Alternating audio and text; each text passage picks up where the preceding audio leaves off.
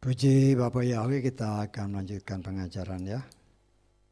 Umat pilihan Tuhan, kita akan baca dari kitab Kejadian pasal 9. Ayat 1 sampai ke 4. Nanti saudara baca semua. Sampai di mana kita bisa melihat kebenaran firman itu dinyatakan pada ibadah Sabat ini, hari ini. Kejadian pasal 9 ayat 1 sampai ke 4 kita akan baca bersama. Dan supaya bacaannya sama, kita baca sebagaimana tertulis di depan ya.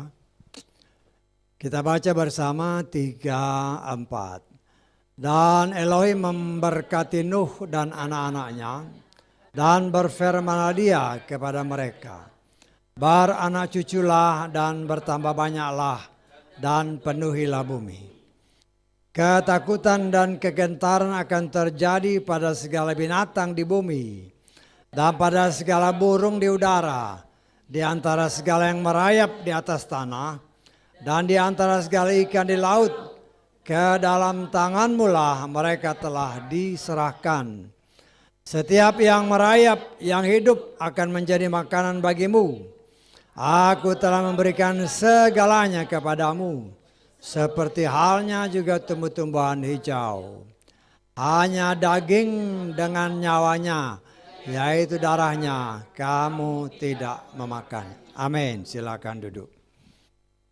Haleluya, puji Tuhan, kita mengucap syukur ya. Kebenaran firman yang dinyatakan, kalau saudara perhatikan baik-baik ya, seolah-olah semuanya oke, semuanya boleh, semuanya diizinkan ya. Dan kita harus memperhatikan, menyimak setiap kata, setiap firman sebagaimana tertulis, dengan catatan yang senantiasa harus kita perhatikan. Firman Tuhan itu tidak mungkin salah, tetapi terjemahan masih mungkin salah ya. Karena itu kita harus perhatikan baik-baik. Kalau ada sesuatu yang kira-kira kurang tepat, kita cek dengan terjemahan-terjemahan lain ya. Sehingga firman Tuhan yang seperti yang kita alami, ILT aja sudah berapa versi? 4 versi kalau saya nggak salah ya. Itu masing-masing versi banyak perubahan-perubahan ya. Ya mungkin kalau kita boleh tafsirkan ya, yang dimaksudkan versi itu dari penerbit ILT ini ya mungkin penyempurnaan demi penyempurnaan yang terus menerus ya. Tetapi kita melihat di sini, itulah kehidupan manusia yang rindu untuk semakin hari semakin disempurnakan. Sehingga anggapan-anggapan yang dulu kita seringkali beranggapan bahwa kitab suci kita itu tidak mungkin salah ya. Dulu kita beranggapan seperti itu, termasuk saya. Tetapi setelah kita belajar semakin dalam, pendapat seperti itu salah. Karena yang benar adalah firman itu tidak mungkin salah, tetapi terjemahan itu masih mungkin salah ya. Dan kita melihat, kita mengetahui, kita mempelajari juga bahwa kitab suci kita ini kan terdiri dari, tadinya kan dari catatan-catatan yang begitu banyak, kemudian dikumpulkan, kemudian diteliti oleh berbagai macam ahli-ahli, sehingga dibentuklah suatu kitab suci yang kita kenal sekarang. Dan kitab suci yang kita kenal sekarang ini pun terjemahannya tidak seutuhnya benar ya, terjemahannya. Walaupun intisari maksud daripada Tuhan kita dapat menangkapnya. Karena itu kita coba belajar dari apa yang tertulis ya, apa yang kita baca tadi. Beranak cucu bertambah banyak, penuhilah bumi. Dan itu memang terus terjadi sampai saat ini. Dari 8 orang atau tepatnya 6 orang lah ya. Karena kita menafsirkan Nuh dan istrinya kelihatannya nggak punya anak lagi. Tetapi ketiga anak-anaknya, Sem, Yafet, dan Ham, bersama istri masing-masing, sesuai firman Tuhan, dari mereka inilah lahir semua keturunan yang ada di muka bumi. Ya, termasuk ya semua yang ada yang sekarang berjumlah, kalau saya nggak salah ingat sekitar 7 atau mungkin 8 miliar ya. Itu perhitungan kasar ya. Karena tidak ada satu manusia pun yang tahu persis berapa jumlahnya. Ya contohlah Indonesia lah ya. Indonesia ini diperkirakan berapa? 200 berapa. Itu kan hanya perkiraan ya. 200 sekian juta. Kenapa saya berani katakan perkiraan? Loh, catatan-catatan yang ada pun kadang-kadang orang yang sudah mati pun masih ada. Ya, itu kan kenyataan kan. Lo dari mana tahu? Lo ketika bantuan-bantuan sosial kan. Oh, kita nanti lagi ada pemilu segala macam. Lo orang yang sudah mati namanya masih ada. Berarti keakuratannya pun tidak 100%. Artinya jumlah penduduknya, entahkah dia sudah kurang dari apa yang diperkirakan sekarang, atau bahkan sudah lebih. Ya, karena penduduk yang di daerah-daerah yang di tempat-tempat terpencil pun mungkin tidak terdaftar. Ya. Jadi di sini kita melihat apa yang dikatakan Tuhan sebagai perintahnya, beranak cucu dan bertambah banyaklah, penuhi bumi. Itu memang terjadi. Ya, terjadi. Artinya itu digenapkan oleh ketiga anak-anak daripada Nuh, ya. Walaupun perintah yang sama ini pernah dinyatakan Bapa Yahweh kepada Adam dan Hawa. Tetapi kita sudah belajar mereka tidak mentaatinya 100% sampai terjadi kejatuhan. Nah, saudaraku yang dikasihi oleh Bapa Yahweh, firman Tuhan katakan di dalam ayat kedua berdasarkan terjemahan saya ini, Lugas ya. Segala binatang di bumi, semua burung di udara, semua yang melata di atas tanah, semua ikan di laut akan takut dan gentar kepadamu. Ya. Akan takut dan gentar kepadamu. Tapi kenyataan kan sekarang terbalik kan. Ngelihat anjing orang ketakutan. Pertanyaannya, kira-kira itu melanggar firman Tuhan enggak? Kan Tuhan bilang, semua binatang itu Tuhan katakan akan takut kepada kita manusia. Tetapi justru sekarang kan sebaliknya. Manusia yang takut kepada, betul enggak? Jangankan singa lah, anjing aja. Ya. Lo bukan anjing yang minggir, kita yang minggir. Lo itu kenyataan. Sekarang jadi pertanyaan, kira-kira itu kita dosa enggak sama Tuhan? Jujur ya. Kan Tuhan bilang semua binatang itu akan takut. Lo bukan binatangnya yang takut, manusia yang takut. Lo kira-kira aja saya tanya gini. Ya. Kita berdosa enggak itu? Ya dosa di hadapan Tuhan. Jadi kita berbalik dari apa yang Tuhan perintahkan. Bukan binatang yang takut, kitanya yang ketakutan. Kenapa? Karena kita lupa ada tertulis. Ya bukan artinya kita sok-sok jagoan. Bukan datang ke kebun binatang masuk ke kandang singa ya. Kalau Tuhan izinkan terjadi, kita bisa bilang ada tertulis Binatang tunduk, nah, dia pasti tunduk. Lo tapi kan biasanya itu lupa, ya ketakutan dulu ya lari duluan. Artinya ya, lo kita jujur aja, kita jujur sama Tuhan, ya. Artinya kalau hal itu masih terjadi jangan jauh-jauh lah.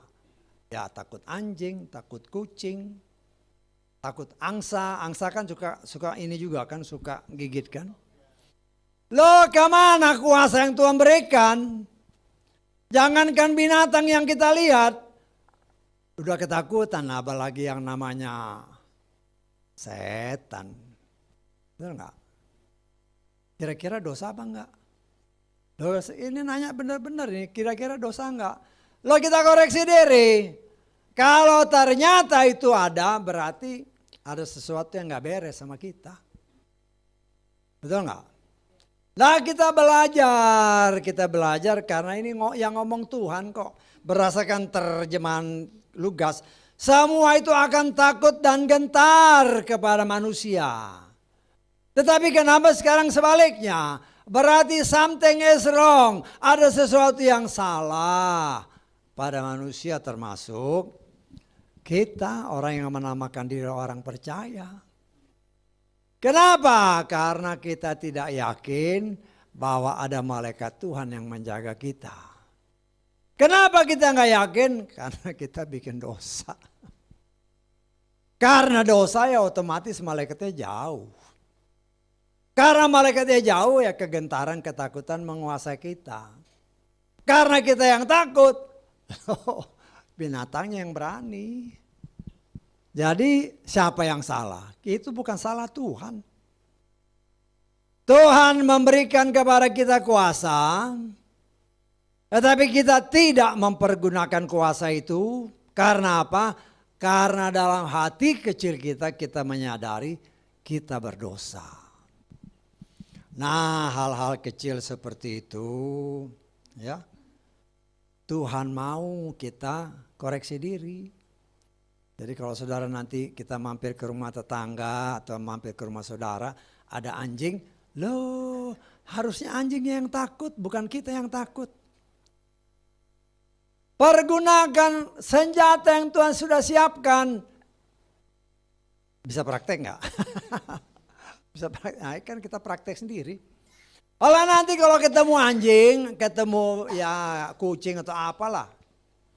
Kalau saudara takut, berarti sesuatu yang salah ada dalam diri kita.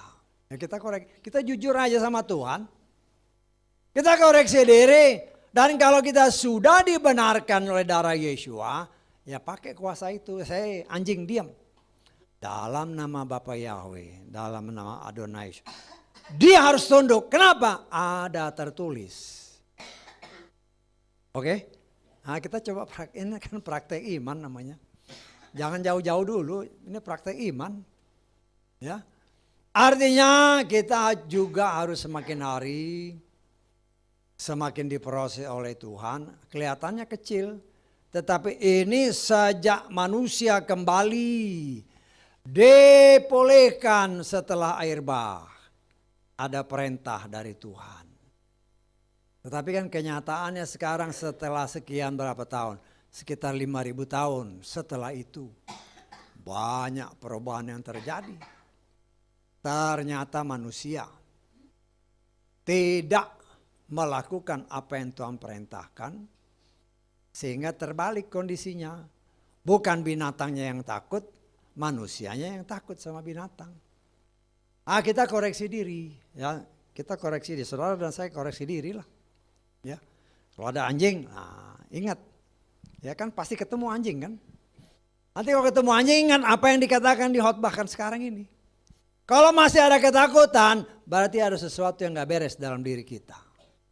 Kita koreksi diri, supaya kita maju. Karena banyak kan orang Kristen banyak yang ketakutan sama anjing. Anjing kok takut? Justru anjing yang harus takut sama kita berdasarkan apa yang tertulis. Lah kita harus berubah ya. Juga bahkan dikatakan semua binatang melata yang hidup akan menjadi makananmu. Loh itu ini firman ya. Tetapi kita harus melihat Walaupun itu sudah ditawarkan atau dikasih tahu sama Nuh dan anak-anaknya. Mereka tetap mengetahui, menyadari bahwa ada binatang yang tahir, yang bersih, dan ada binatang yang tidak bersih. Jadi tawaran itu ya memang Tuhan berikan kepada kita kebebasan. Ya. Walaupun ini nantinya akan dinyatakan setelah zaman Moshe. Baru dijabarkan kalau saya tidak salah dalam Imamat 11 ya, nanti saudara baca semua. Tapi kan kalau dibilang semua binatang melata, termasuk ular boleh, kadal boleh, padahal itu di dalam Imamat dilarang. Tetapi itulah pilihan Tuhan berikan. Ya. Walaupun sampai sekarang banyak juga yang makan ular, yang makan kadal, makan segala macam, kodok dimakan, semua dimakan. Ya. Karena memang suka. Bahkan ada orang yang karena berpikiran ini bisa mendapatkan kekuatan kalau makan ini, kalau makan ini, kalau makan ini. Nah, itulah tipu daya si setan. Karena setan tahu ada firman Tuhan, ada binatang yang tahir, ada binatang yang tidak tahir. Ya. Tetapi kalau kita melihat secara medis, binatang-binatang yang tidak tahir, ya katakanlah yang suka ikan segala macam kan, semua binatang ikan yang namanya ikan, yang tidak bersisik itu kan dilarang. Ya. Tetapi enak barang binatang itu. Benar? Kan udang, kenapa lagi? Cumi, wah enak kan? Lo secara medis kalau dilihat itu nilai kalorinya atau kolesterolnya tinggi sekali. Tinggi sekali. Ya, tapi di situ kan Tuhan memberikan kepada kita pilihan. Mau milih atau memilih yang sesuai kehendak Tuhan atau yang tidak sesuai kehendak Tuhan. Memang dalam terjemahan aslinya bukan haram dan tidak haram ya, tetapi bersih dan tidak bersih. Clean sama unclean. Bersih atau tidak bersih.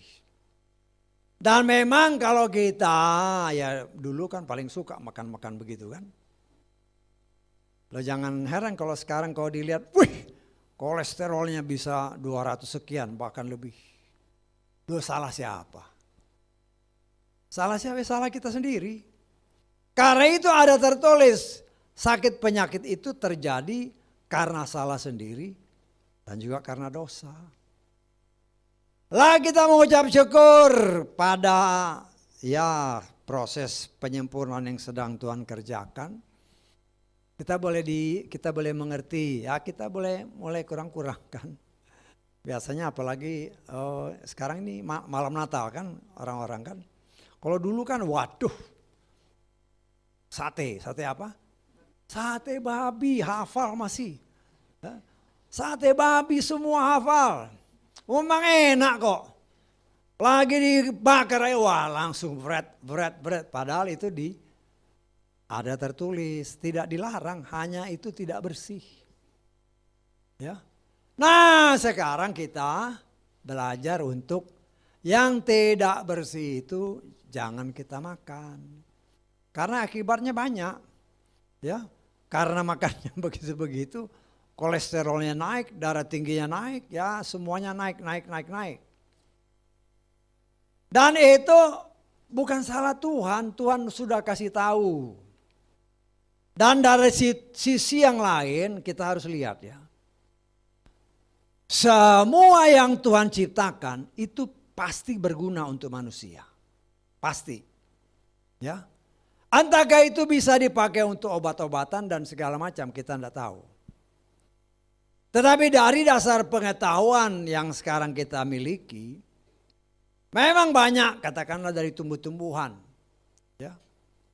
Banyak yang kita tidak tahu dari yang mungkin kita tidak makan. Tetapi ternyata dari hasil penyelidikan itu bisa berguna untuk obat-obatan dan sebagainya. Dan saya sangat mengaminkan bahwa tidak ada satupun yang diciptakan Tuhan yang tidak berguna. Pasti berguna. Entah gak berguna bagi kita sebagai manusia, ataukah berguna bagi binatang-binatang yang juga diciptakan Tuhan. Ya. Jadi di sini kita melihat ya apa yang Tuhan sudah lakukan, yang sudah Tuhan perintahkan kepada leluhur kita. Sekarang leluhur kita itu ya entah kasih Sem, entah kasih Yafet, entah kasih siapa? Ham. Ya, urutannya bukan kalau di luar sana kan kebanyakan Sem, Ham, Yafet ya. Tapi urutannya sebenarnya Sem, Yafet dan Ham. Ya. Kalau dalam terjemahan kita ini memang ya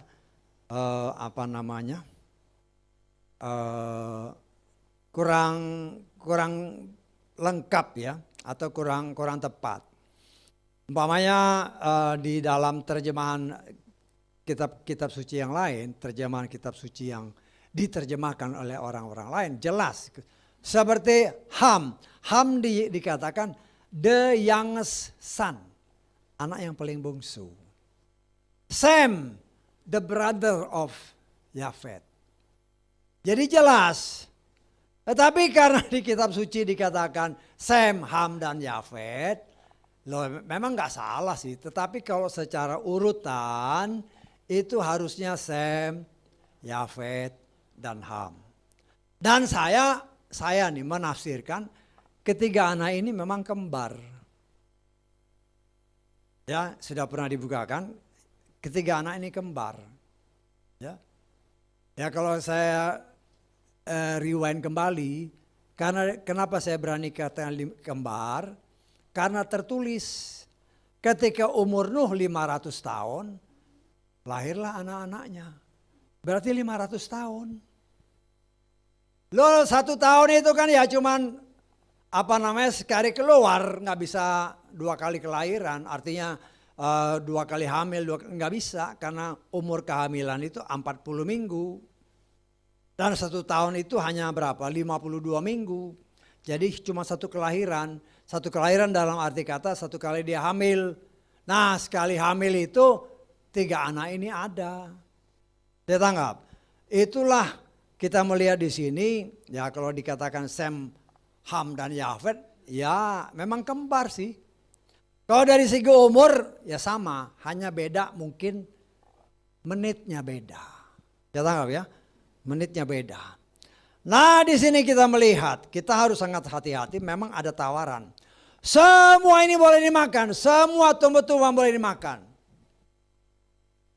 Tetapi kita melihat, walaupun tawaran seperti itu, Nuh sebagai orang pilihan, dia tahu mana yang tahir, mana yang tidak tahir. Artinya, ini pun ditawarkan kepada semua manusia termasuk saudara dan saya. Kita harus bisa mengerti kehendak Tuhan. Tuhan sudah menetapkan terlebih setelah keluarnya Torah. Di sana jelas, kita lihat aja ya. Kalau nanti saudara baca di rumah, Imamat pasal ke berapa? 11 ya. Nanti saudara baca, ini judulnya mengenai binatang yang najis berdasarkan kitab suci saya ini ke Lukas ya. Nanti saudara baca semua. Ya. Orang-orang di luar sana atau katakanlah orang-orang seberang ya.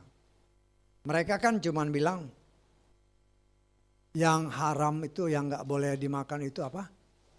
Hanya babi.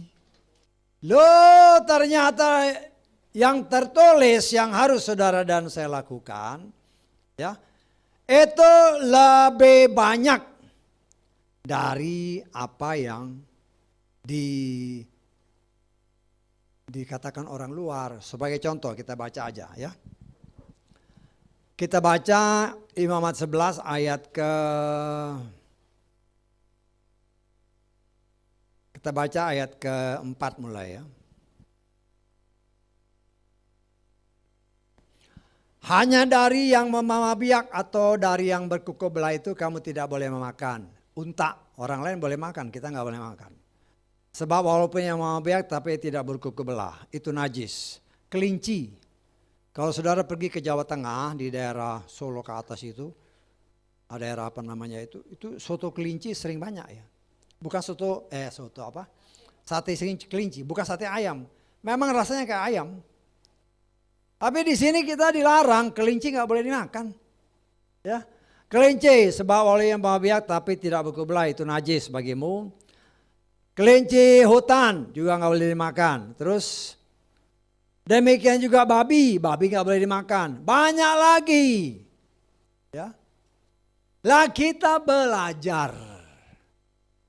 belajar untuk tidak memakan semua yang dikatakan Tuhan najis. Di sini najis disebut, tidak tahir.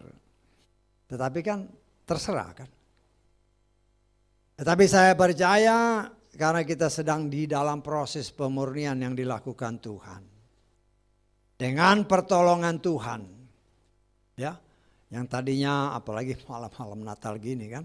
Melihat sate babi di meja, waduh ya nggak apa-apa sekali-sekali. Nah, sekali-sekali enak ini, satu tusuk, dua tusuk nggak apa-apalah. Loh di situlah perjuangannya.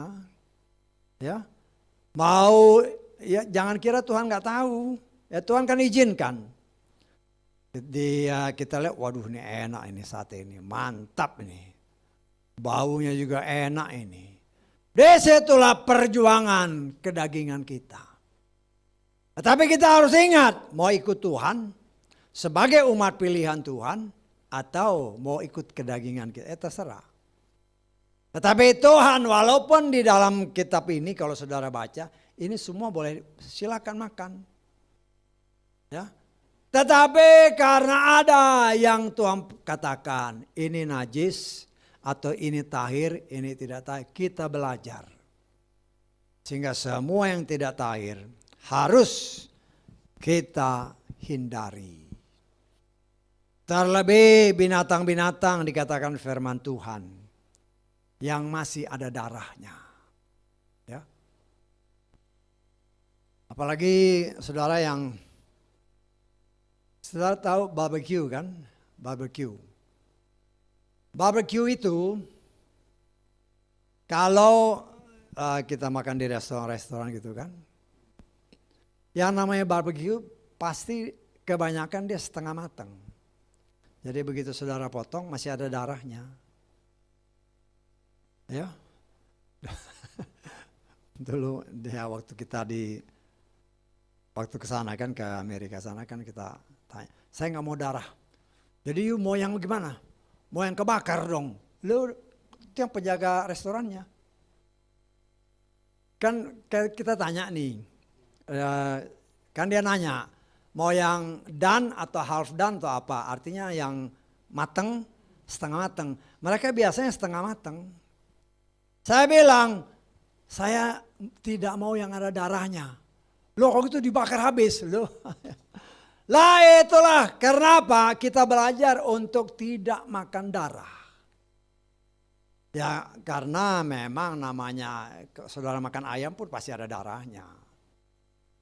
Tetapi karena darahnya itu sudah dibakar atau sudah direbuskan, udah nggak kelihatan lagi seperti darah. Betul nggak? Nah di sini kita melihat, ya kadang-kadang Tuhan masih izinkan juga. Karena para imam pun dia juga bakar daging kan. Kadang-kadang dia rebus, dia makan. Nah, kita belajar untuk melakukan apa yang boleh dan menghindari apa yang tidak boleh. Kenapa? Karena saudara dan saya adalah umat pilihan. Seperti Nuh, dia tahu mana yang tahir dan mana yang tidak tahir. Walaupun kita diberikan kebebasan, tetapi saudara dan saya sudah diberitahu bahwa Tuhan menghendaki kita makan yang tahir aja. Kenapa? Karena tubuh kita ini bukan milik kita lagi, tetapi milik Tuhan. Amin. Tubuh saudara dan saya adalah milik Tuhan, bukan milik kita. Jadi yang masuk ke dalam tubuh kita harus benar-benar yang tahir. Nah saudara bayangkan ini kita kembali ke sate babi tadi lah. Sate babi kan, cat. Udah dipiring kan, terus kita berdoa kan. Betul nggak? Berdoa, engkau berdoa tetapi yang engkau makan barang yang tidak tahir. Kira-kira dosa nggak itu? Padahal doa kan. Nah tapi kan kadang-kadang ya untuk menutupi Tuhan, ampuni dosa saya. Itulah akal liciknya manusia. Ya. Tetapi Tuhan apa? Setia sama firman-Nya. Setuju? Jangan kita menutupi pelanggaran kita terus kita mau makan Tuhan ampuni dosa saya. Oh, jangan kita, ini karakter munafik. Kita belajar ya. Hal-hal seperti itu singkirkan. Memang bagi daging itu sulit. Kenapa? Karena enak. Karena enak. Tetapi itulah yang dikatakan firman Tuhan, matikan semua keinginan daging. Nah saya percaya apabila kita dengan pertolongan dan kekuatan daripada Roh Kudus, kita pasti mampu melakukannya. Ya, jangan kita berkompromi dengan daging. Kadang-kadang kan manusia begitu. Nggak apa-apa sekali-sekali lah. Sekali-sekali tahu-tahu akibat makan terus sakit, baru nangis-nangis minta ampun sama Tuhan. Nah itu kita harus hati, karena satu hal yang harus saya ingatkan berkali-kali. Tuhan itu, Bapa Yahweh itu bukan setia sama orang. Perhatikan ya, dia setia sama firman-Nya. Dia setia sama firman-Nya.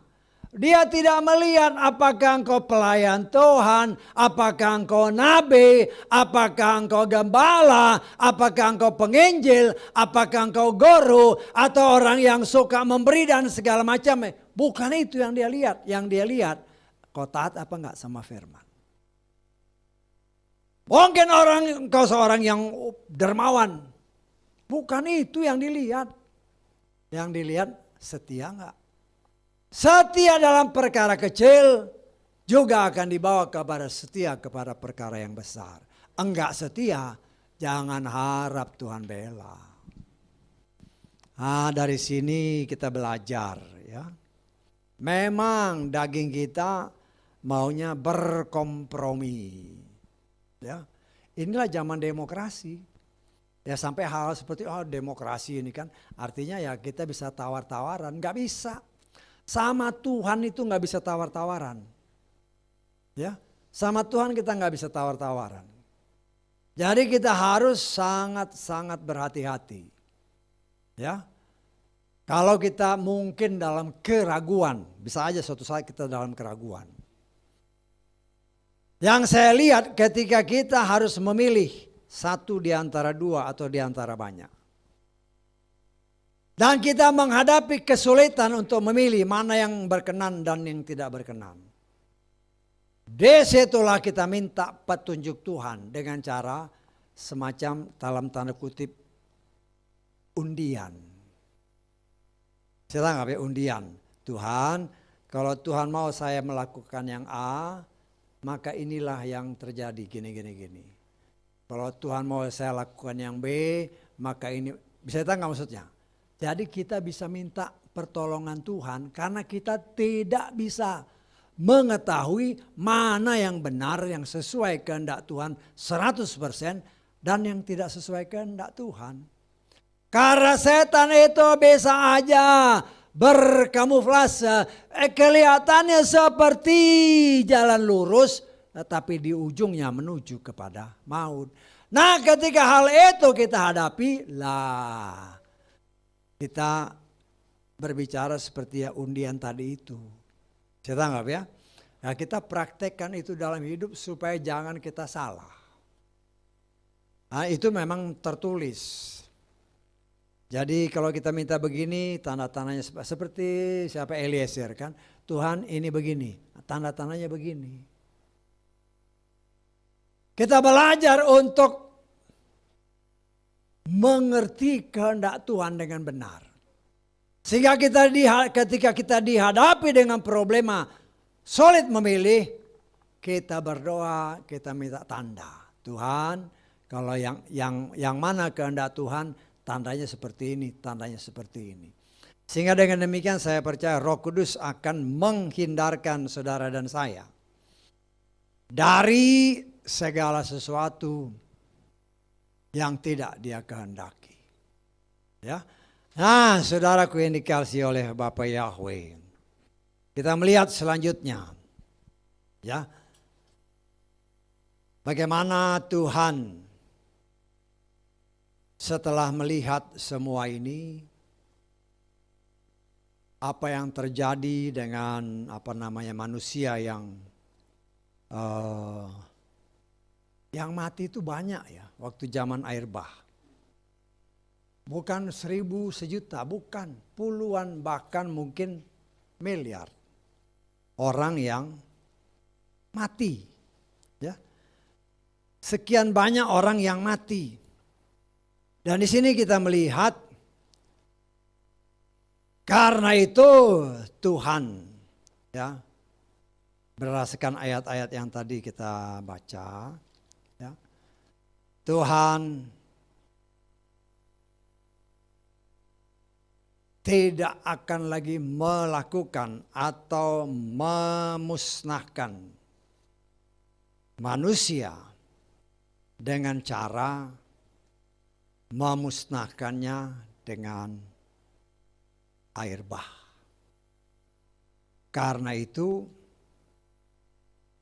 Dia membuat suatu perjanjian ya antara Tuhan dengan semua yang hidup, bukan saja manusia tetapi juga dengan semua yang hidup yang ada napasnya di hidungnya. Sehingga dikatakan di dalam firman Tuhan. Kita baca di dalam ayat ke-11 kita lihat ya. Aku akan menegakkan perjanjianku dengan kamu dan segala makhluk tidak akan dimusnahkan lagi oleh air bah. Dan tidak akan ada lagi air bah untuk menghancurkan bumi. Dan Elohim berfirman, inilah tanda perjanjian aku buat di antara aku dan engkau. Dan di antara segala makhluk hidup yang bersama-sama denganmu turun-temurun untuk selamanya. Artinya perjanjian ini bukan hanya kepada manusia, tetapi kepada semua makhluk hidup yang ada napasnya di hidung. Ya. Aku telah, ayat 13, aku telah menaruh bosorku di awan dan itu akan menjadi tanda perjanjian antara aku dan bumi, makhluk hidup. Ya. Ini suatu perjanjian Tuhan. Dan kita mengetahui bahwa perjanjian itu Tuhan berikan semacam tanda. Tandanya tahu kan? Tandanya apa? Pelangi, rainbow. Ya. Pelangi itu kalau saudara lihat ya, kan bermacam-macam warna kan. Pelangi akan terjadi biasanya setelah hujan. Atau hujan udah rintik-rintik. Dan di siang hari di mana masih ada sinar matahari. Sinar matahari karena fenomena yang ada baik itu pembiasan sinar. Maka terbentuklah semacam bosor yang bisa kita lihat sampai di kejauhan. Sebenarnya warna-warni ini ya, sepengetahuan saya adalah warna dasar daripada matahari. Warna dasar matahari ya. Karena matahari itu berdasarkan apa yang kalau kita lihat di dalam buku-buku pengetahuan. Itu kan terdiri dari 7 macam warna ya. 7 macam warna, ini warna dasar ya, warna dasar matahari. Ya kan, kalau kita lihat ini kan enggak cuman putih aja gitu kan. Kalau lihat dari angkasa kelihatan mungkin kayak oranye aja. Tapi kalau diteliti itu ada 7 warna matahari. Ya, baik itu warna merah, warna oranye, warna kuning, warna hijau, warna biru, warna nila, warna ungu. 7 macam warna yang merupakan warna dasar daripada matahari. Ya, ya mungkin kalau di SMA ya kalau saya nggak salah ingat ya. Kalau belajar optik itu pakai optik yang segitiga gitu kan, itu bisa kelihatan sinar ada membentuk warna, bisa kelihatan sinar-sinarnya itu. Dan pelangi inilah hanya akan terjadi biasanya setelah hujan atau hujan rintik-rintik dan ada matahari. Kalau nggak ada matahari, ya nggak bisa keluar itu.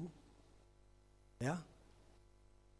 Nah, sini kita mencoba melihat, ya inilah tanda perjanjian. Jadi ketika Tuhan melihat ada pelangi, dalam bahasa lain disebut rainbow. Rain itu kan hujan, bow itu apa? Busur, ya. Nah, kita melihat di sini, ya. Berbicara hujan, karena untuk pembentukan pelangi harus ada hujan, harus ada matahari, harus ada udara. Ya. Dan ini semua dibutuhkan untuk kehidupan semua makhluk hidup. Ya. Air kita butuh. Tanpa air ya mati. Ya. Tetapi air yang melimpah seperti air bah itu membuat orang mati. Ya. Demikian juga matahari. Matahari itu juga sangat berguna untuk kita ya, untuk kita manusia. Kalau kita mau berjemur-jemur di matahari, karena matahari itu kalau saya tidak salah ingat ini, itu mengandung vitamin D, vitamin D. Bagus untuk pertumbuhan, khususnya tulang-tulang. Tetapi juga matahari itu juga bagus untuk apa? Untuk mata ya. Ini bukan karena saya suka praktekkan, ya. Ada dasarnya, bukan asal main praktek gitu aja. Kita lihat di dalam Pengkhotbah 11 ayat 7. Terang itu nikmat dan apa?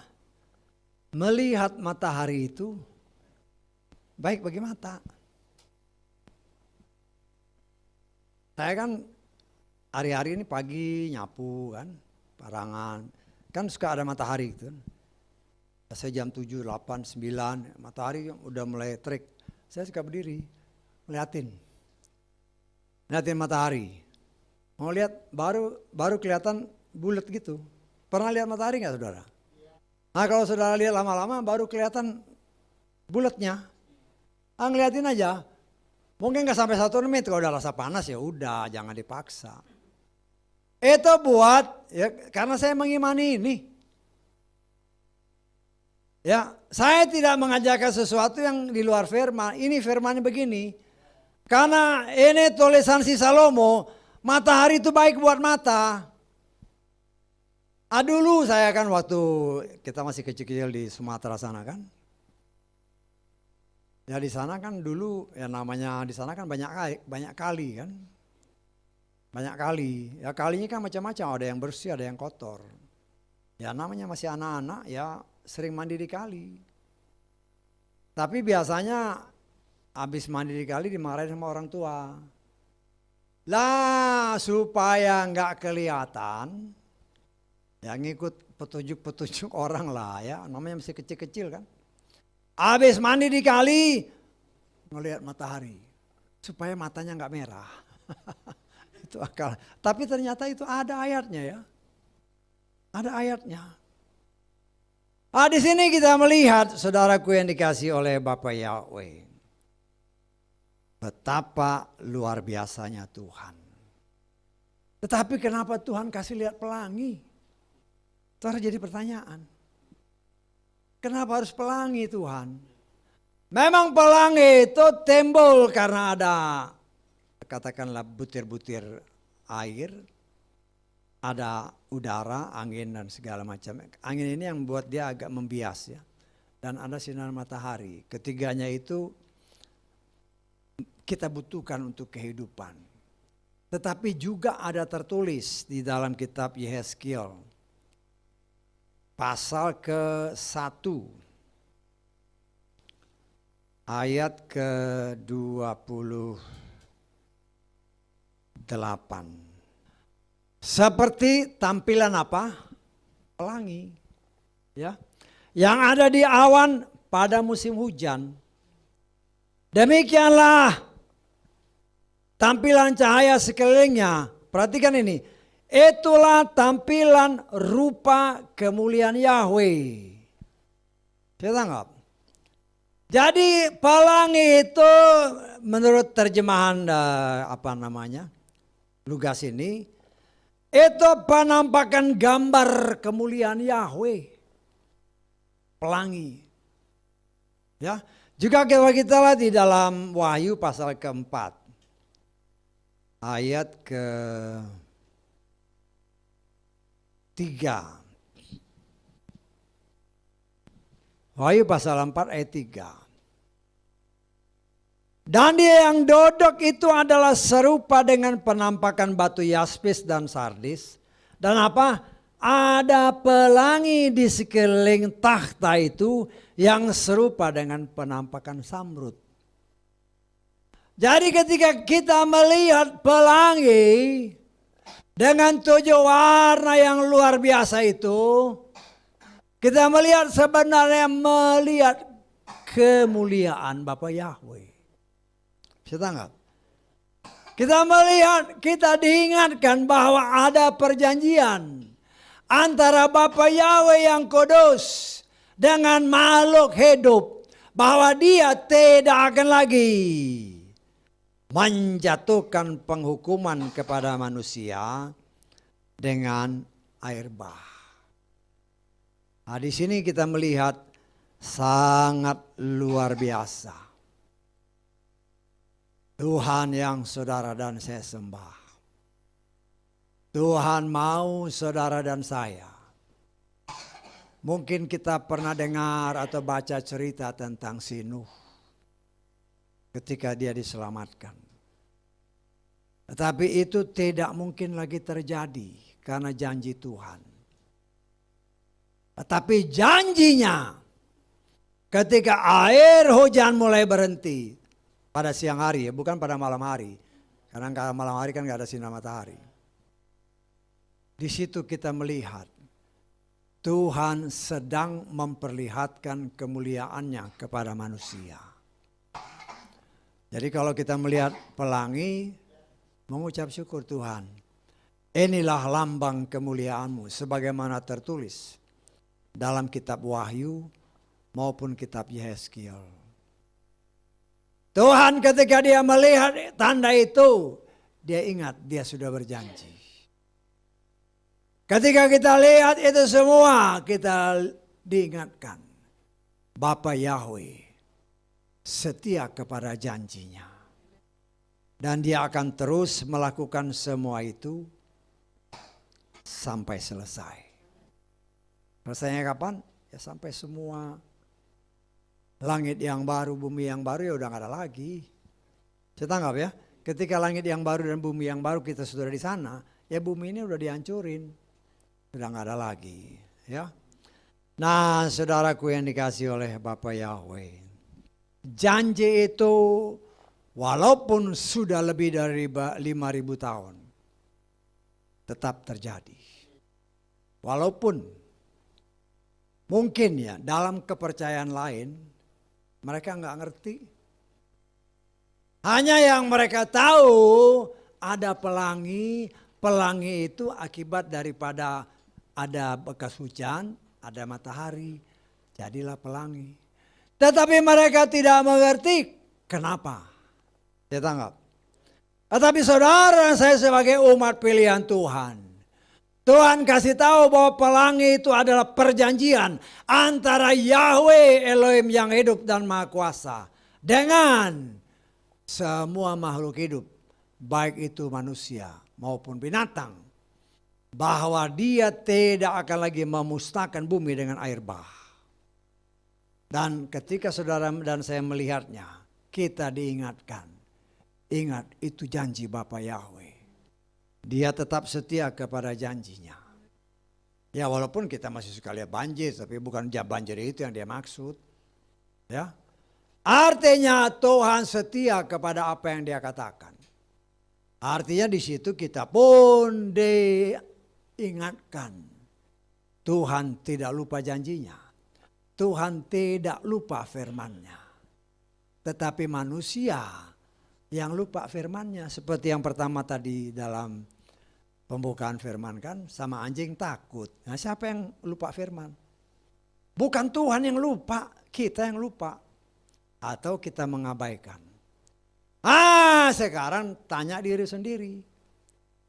Tanya diri sendiri. Kalau kita masih punya karakter seperti itu, kira-kira kita mengkira-kira kan boleh kan? Kita ini sudah berapa persen murninya? Ya, kalau kamu melihat anjing masih takut, masih lari, bukan anjing yang lari, kita yang lari. Pikir, aku ini sudah berapa persen ya? Karena saya percaya berdasarkan tafsir hanya yang 99,9% itu yang diangkat. Loh, kalau sama anjing takut, kira-kira berapa persen? Itu jadi PR kita kan, jadi kita ya koreksi diri. Kita nggak perlu menghakimi, hanya koreksi diri berapa kita. Sehingga dengan demikian kita dibentuk. Loh kok kenapa masih ada takut? Karena kita tidak melakukan semua yang Tuhan perintahkan dengan benar. Karena itu masih ada ketakutan. Karena kita harus ingat bahwa semua ketakutan itu kalau bukan kepada Tuhan, itu berarti kita melanggar perintahnya. Kenapa? Ya kita lihat di dalam 1 Yohanes pasal keempat. Ayat ke-18.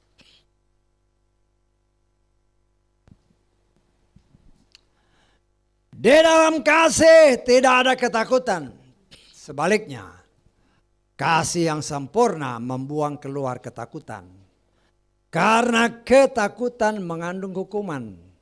Dan siapa yang takut, ya belum disempurnakan dalam kasih.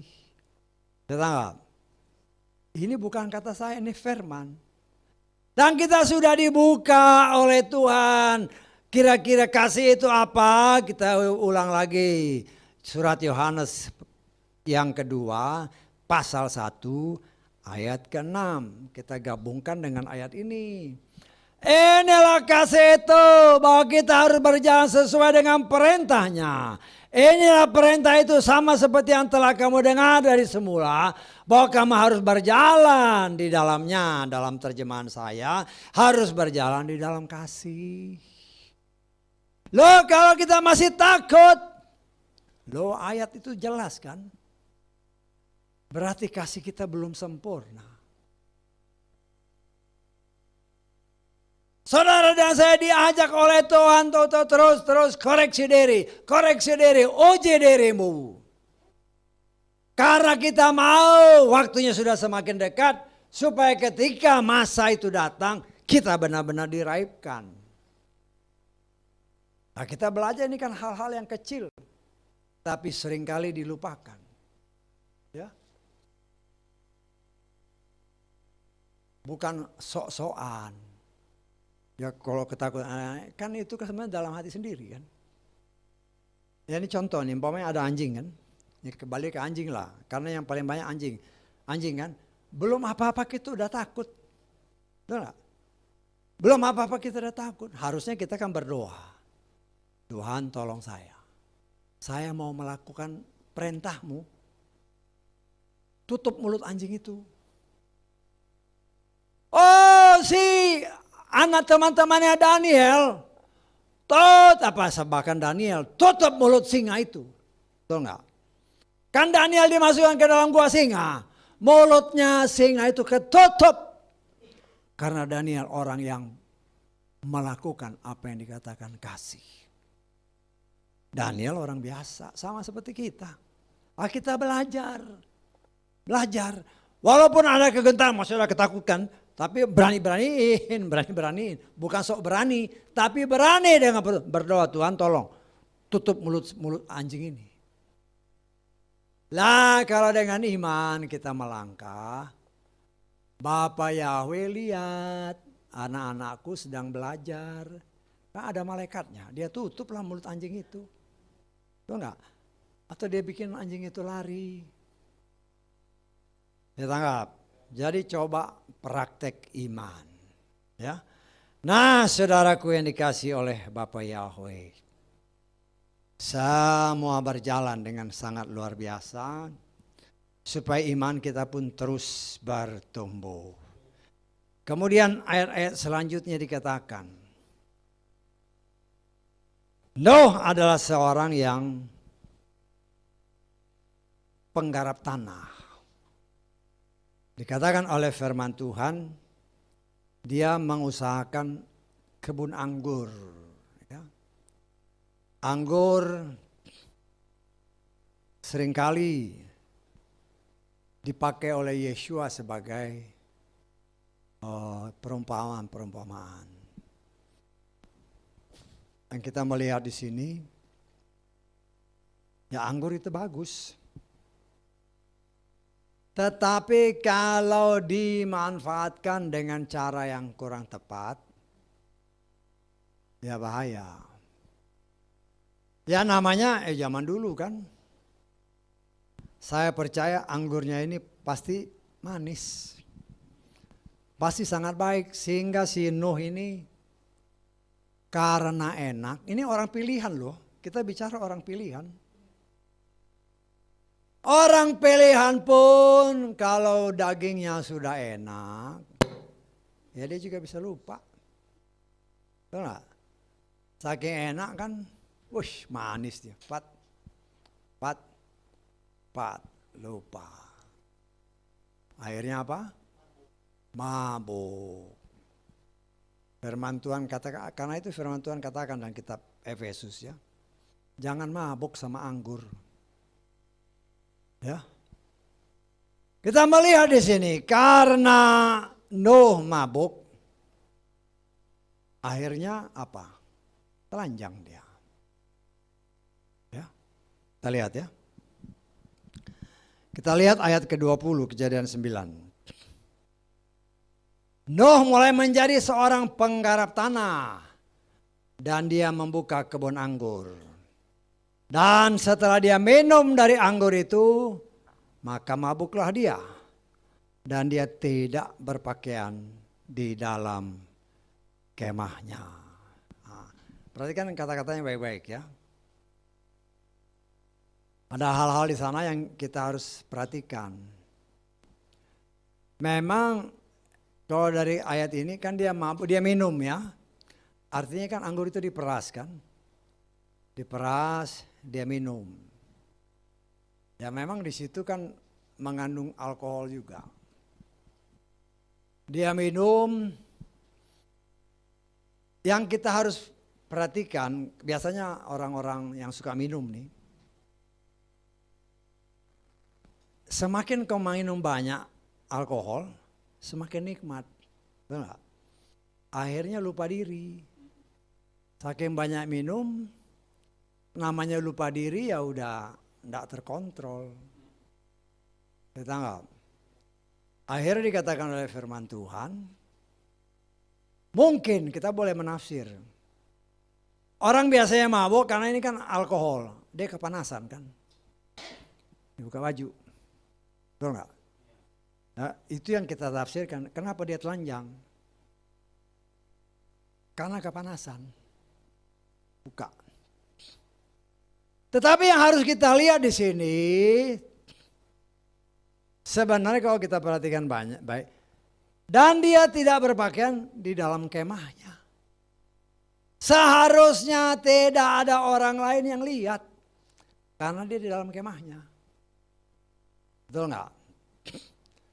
Loh, tapi kebetulan anak yang bungsu, ya mungkin ada perlu sama bapaknya kan?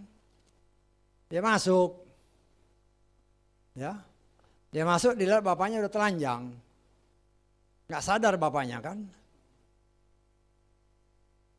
Kalau sampai di situ, kita dalam tanda kutip mungkin nggak apa-apa. Yang jadi masalah, habis dia lihat, dia cerita ke sana kemari. Tahu nggak? Lo kan firman Tuhan ini. Dia cerita kemana-mana. Lah, apa yang kita harus pelajari di sini? Ya, walau sebagai orang pilihan Tuhan, Nuh itu orang pilihan ya. Kalau dia tidak menguasai diri, bisa berakibat dia menelanjangi dirinya sendiri, mempermalukan dirinya sendiri karena tidak menguasai dirinya. Lah kita sebagai orang pilihan Tuhan, kalau kita juga tidak menguasai diri, kita bisa mempermalukan diri sendiri. Akhirnya kelihatan saya ini seperti apa sebenarnya. Orang lain yang lihat ya. Bisa tahu nggak maksud saya? Ya. Karena kita tidak menguasai diri, mungkin karena ya berbagai macam kelakuan kita lah. Akhirnya orang melihat, oh ternyata dia kayak gini. Menelanjangi dirinya, oh ternyata dia begini. Ini orang pilihan ya. Artinya saudara dan saya pun orang pilihan.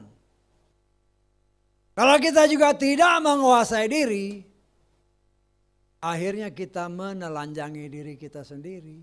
Ternyata dia begini.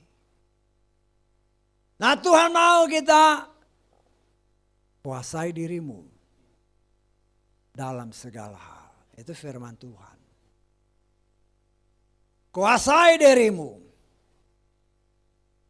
Jangan sampai kita mabuk. Berbicara anggur, berbicara kenikmatan dunia.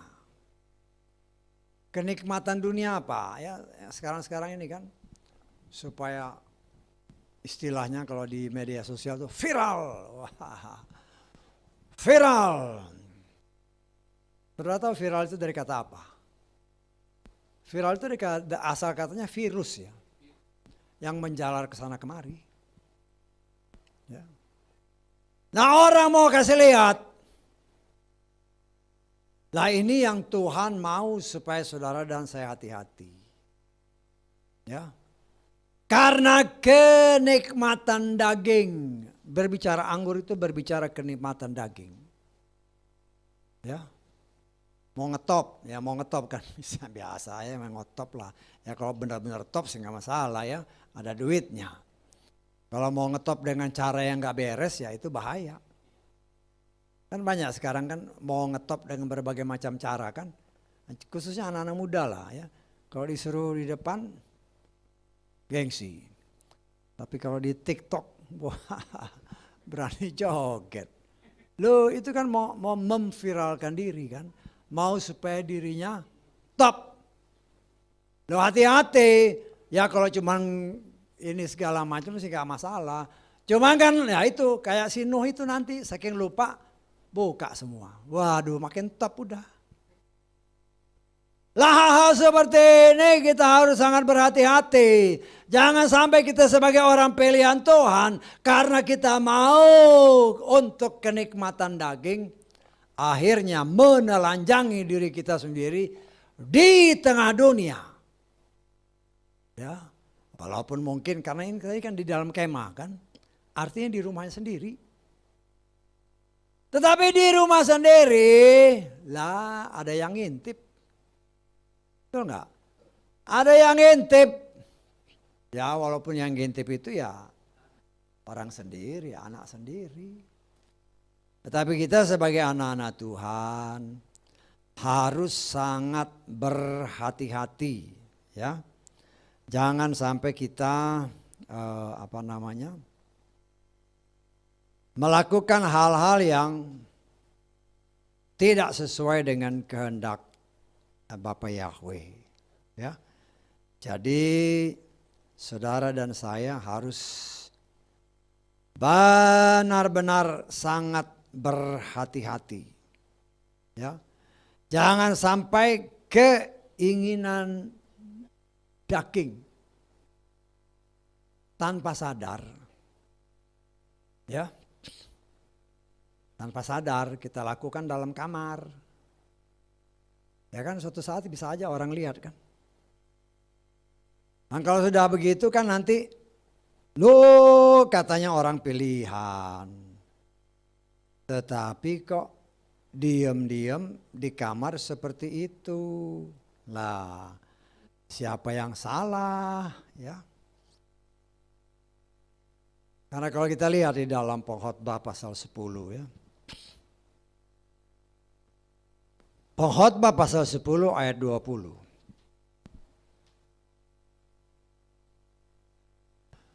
Juga janganlah menista raja dalam pikiranmu dan janganlah menista orang kaya di dalam kamar tidurmu. Karena burung di langit akan menyampaikan suara itu dan segala yang bersayap akan memberitahukan perkara itu. Bisa tangkap maksudnya? Ya, ada juga firman yang mengatakan dinding-dinding ini punya telinga. Bisa menyampaikan berita keluar dari kamar kita. Artinya semua yang terjadi di dalam kamar sekalipun, kita harus sangat berhati-hati. Ya.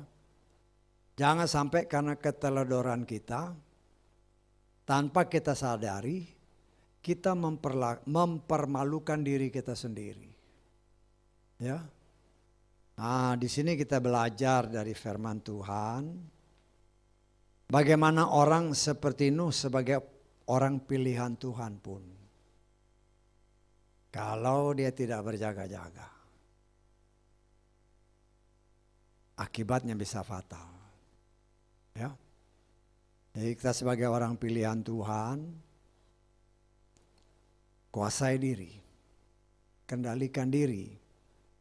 Jangan sampai kita tertipu dengan kedagingan kita.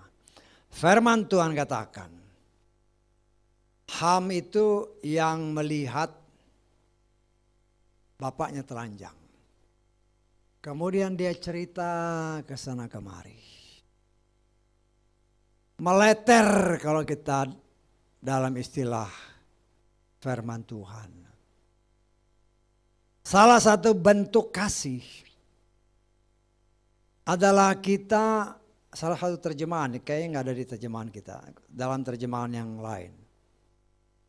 Salah satu bentuk kasih adalah bisa menjaga rahasia.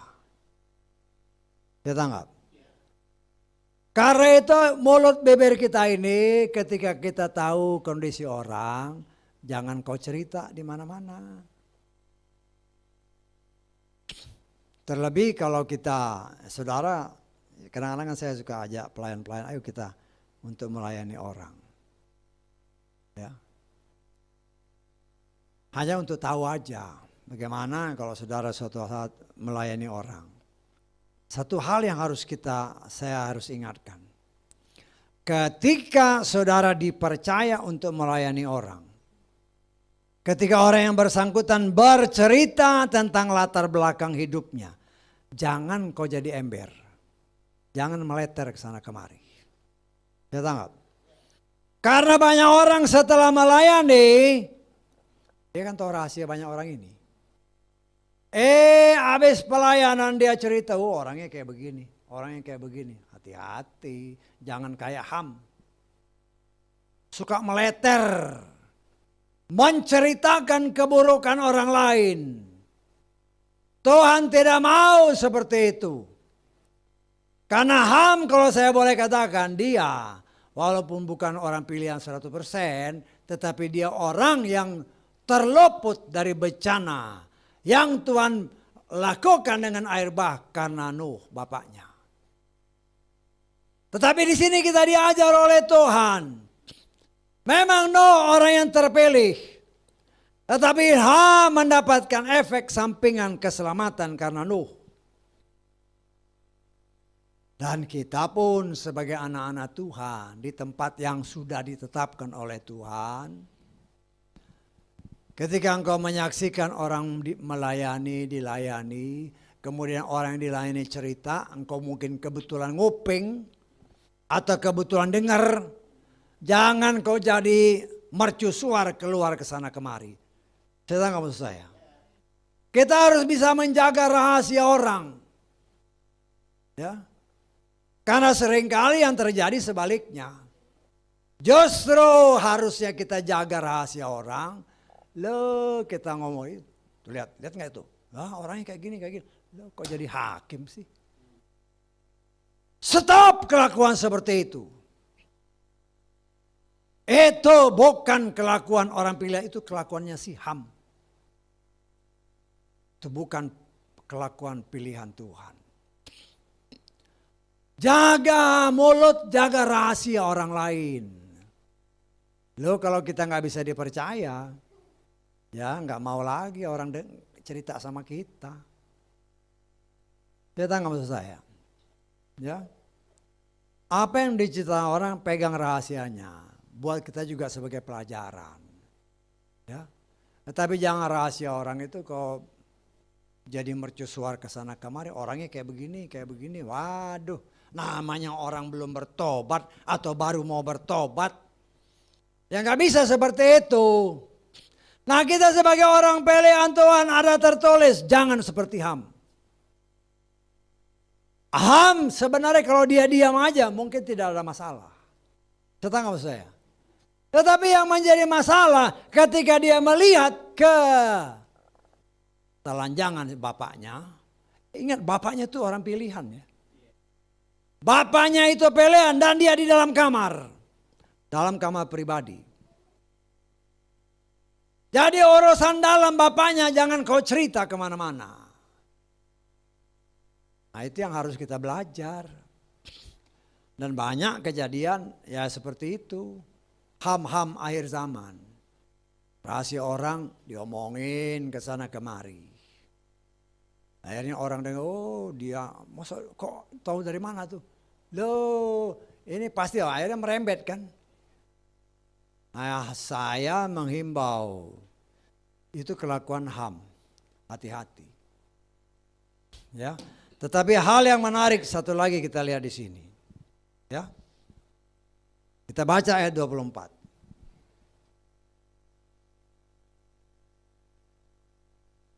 Setelah Nuh sadar dari mabuknya dan mengetahui apa yang telah anaknya yang lebih muda perbuat kepada yang di sini kan anak yang lebih muda, tapi dalam terjemahan lain the youngest son, anak yang paling bungsu. Maka berkatalah dia, terkutuklah Kanaan. Nah ini menarik. Karena Kanaan itu anaknya Ham, bukan Ham. Loh kenapa bukan Ham yang dikutuk? Bisa ditangkap Pak? Ini firman ya. Kan yang melakukan itu si Ham. Loh kenapa si Nuh ini mengutuk Kanaan, cucunya yang dikutuk? Saya tangkap. Lah ini menjadi suatu tanda tanya besar. Why? Kenapa? Ya.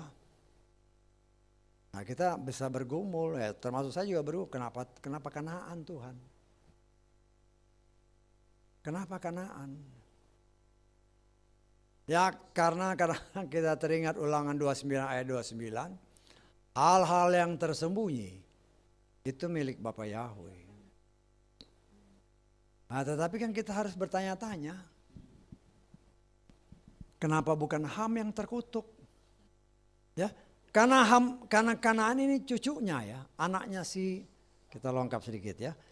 Kita lihat di dalam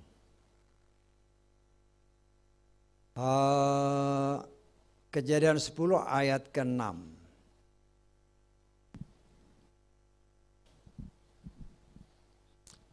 Anak-anak lelaki Ham ialah Kus, Mesir, Put dan Kanaan. Anaknya yang bungsu. Saya tanggap, ini firman ya, bukan kata saya. Sekarang yang menjadi pertanyaan, yang bikin dosa itu si Ham. Kenapa yang dikutuk oleh si Nuh? Kok Kanaan? Cucunya si Nuh ya. Cucunya. Lah itu yang menjadi pertanyaan besar. Why? Ya. Ya saya juga bergumul dan ya terus terang jawaban yang clear itu enggak ada. Jawaban yang jelas. Hanya kita kan boleh nafsir-nafsir. Betul enggak? Boleh kita nafsir-nafsir. Walaupun penafsiran kita itu bisa benar, bisa salah, bisa sekian persen benar. Tetapi kan saya katakan kalau mau nafsir harus ada ayatnya. Saya tanggap. Harus ada ayatnya. Loh ayat yang saya pakai ya. Sebagaimana tertulis ya di dalam kitab Kejadian ini ya. Ayatnya yang ke-19. Kejadian 9.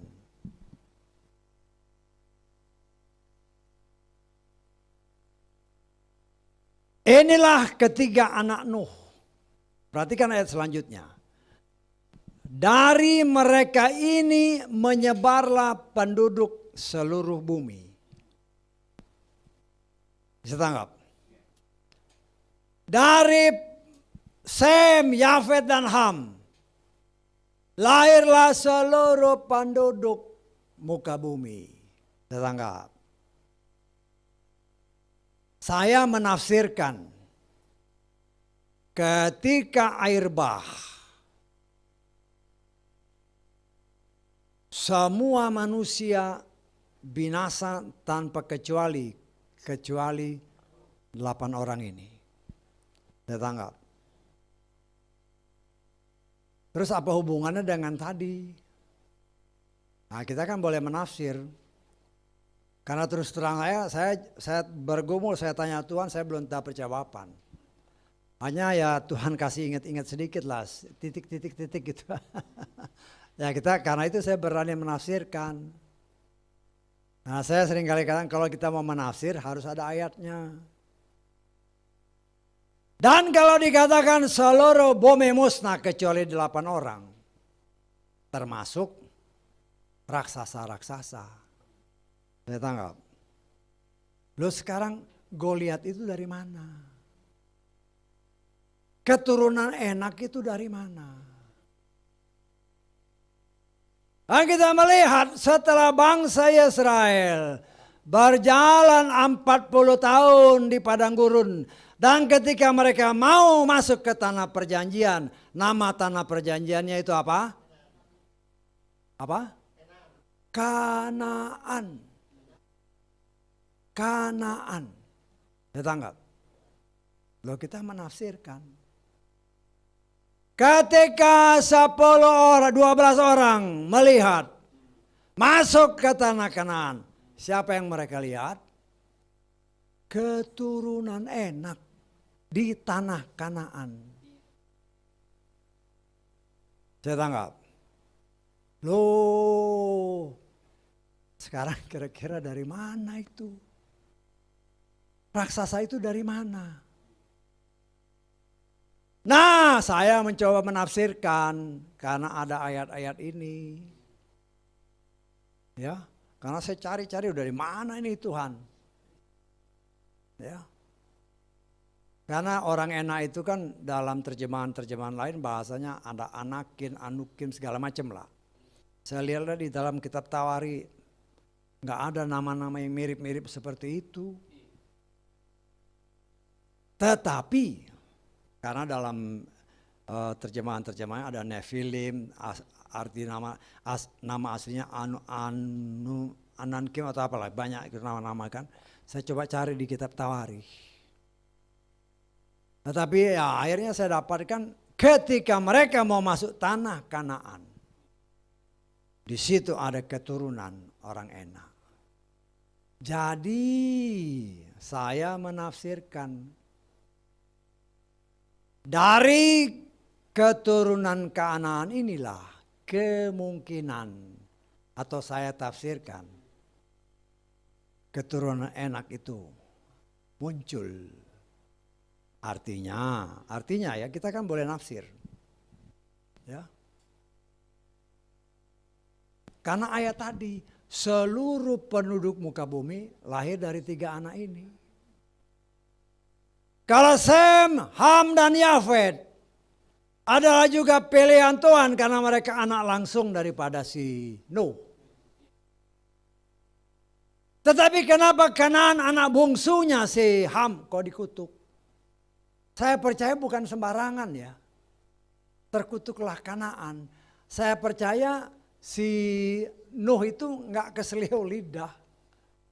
Terkutuklah Kanaan. Dan itu tercatat. Ya. Jadi saya menafsirkan kemungkinan besar istri daripada Ham masih ada DNA-nya orang enak. Bisa tangkap? Masih ada DNA-nya.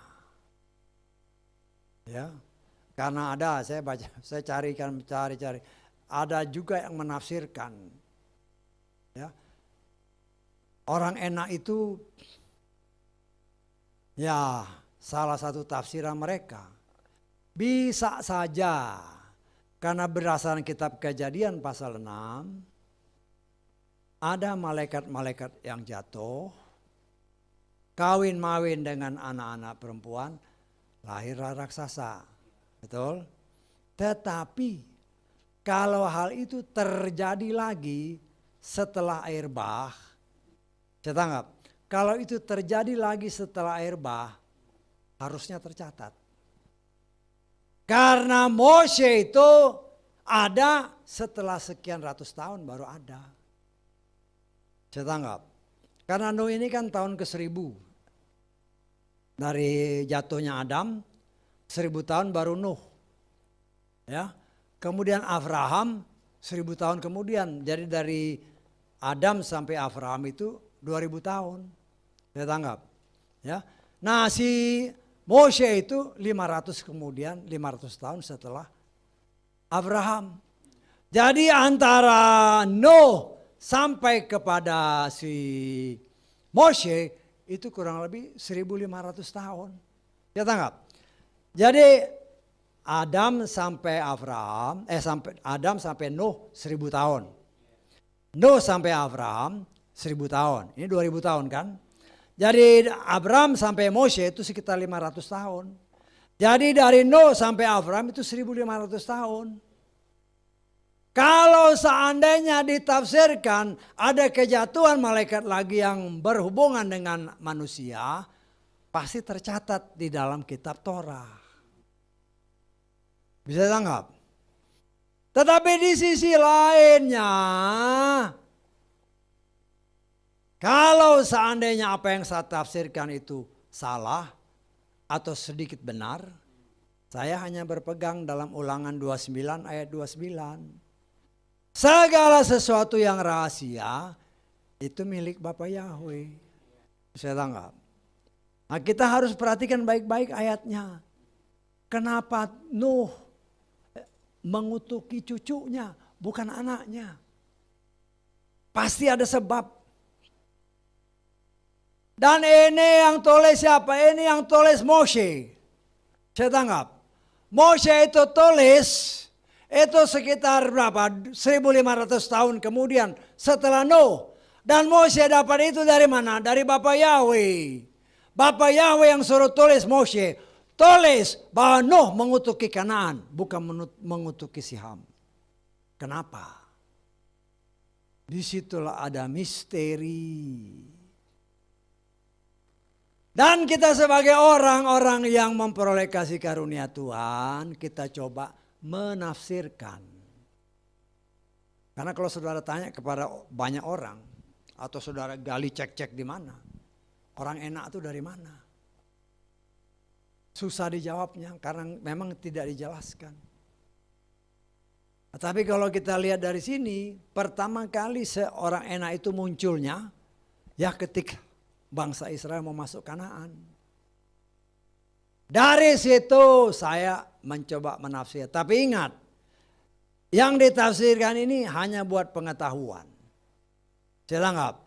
Dan itu pun seperti yang saya katakan tadi, tafsiran itu bisa benar, bisa salah, bisa ada yang benar. Loh kenapa saya berani nafsirkan? Ada tertulis. Semua manusia setelah air bah itu lahir dari 3 orang anak. Dan kenapa? Kanaan yang dikutuk dan bukan Ham. Dari situ kita berani menafsirkan. Dan ini hanya buat pengetahuan bagi saudara dan saya. Dan kita pun tidak tahu apakah keturunan enak masih ada. Kita nggak tahu. Ya. Kita tidak tahu apakah orang-orang enak itu masih ada, kita nggak tahu. Ya kadang-kadang saya suka seperti yang suka saya ceritain ya. Di mana? Biasa di National Geography. Ya. Kadang-kadang di sana kita melihat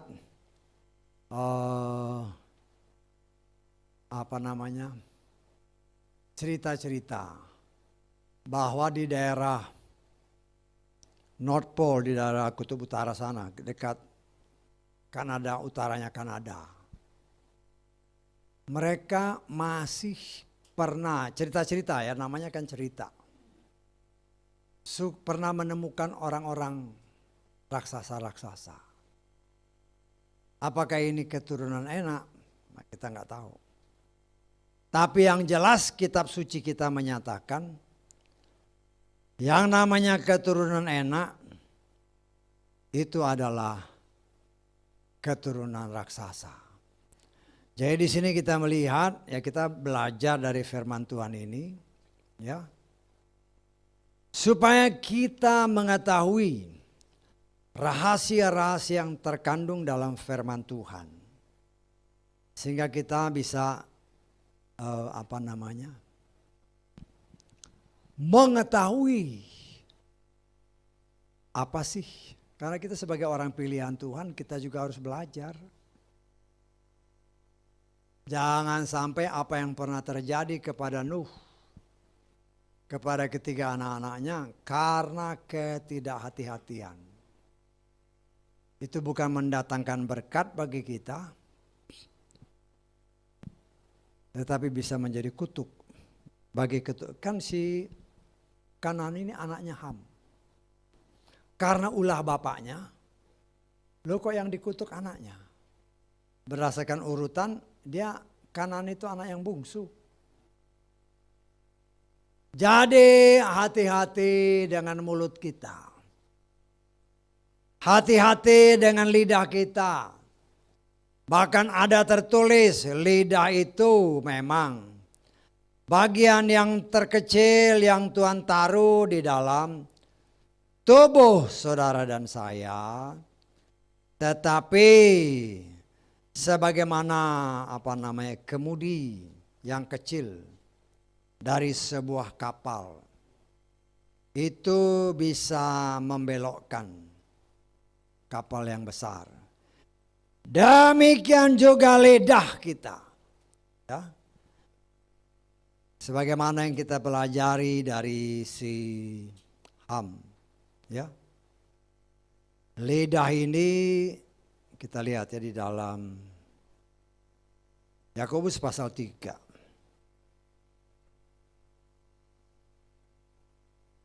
Kita baca ayat 4 sampai ke 6 lah ya. Lihatlah juga kapal-kapal sekalipun demikian besarnya dan sekalipun diombang-ambingkan oleh angin ribut. Ia dikendalikan oleh kemudi yang sangat kecil, kemana saja hati yang mengemudikannya itu menghendakinya. Demikian juga lidah sebagai anggota tubuh yang kecil, namun dia membual hal-hal yang besar. Lihatlah api yang kecil, betapapun lebatnya hutan dia bisa mengobarkannya. Lidah pun adalah api, suatu dunia kejahatan. Lidah ditempatkan sedemikian rupa di antara anggota tubuh kita, hingga menodai seluruh tubuh dan membakar rangkaian kehidupan, sementara ia sendiri akan dibakar oleh api neraka. Kalau sudah baca lidah ini, ya hati-hati. Kita belajar dari dari Adam, Ham, ya. Seandainya Ham tidak menjadi mercusuar, maka kutukan itu tidak akan terjadi. Jaga lidah kita. Karena dari lidah ini bisa keluar berkat, tetapi juga sebaliknya bisa keluar kutuk. Tetapi akibat dari semua itu bisa membuat entahkah kita menjadi berkat, entahkah kita bisa mendapat hukuman dari Tuhan. Karena itu mari kita berhati-hati. Belajar dari apa yang telah dialami oleh Nuh dan anak-anaknya. Ya, saudara dan saya sebagai orang pilihan Tuhan, salah melangkah, ya, kita bisa mempermalukan diri sendiri. Tetapi apabila kita hidup dan berjalan dalam kehendak Tuhan, maka Tuhan yang akan memelihara kita. Haleluya, amin.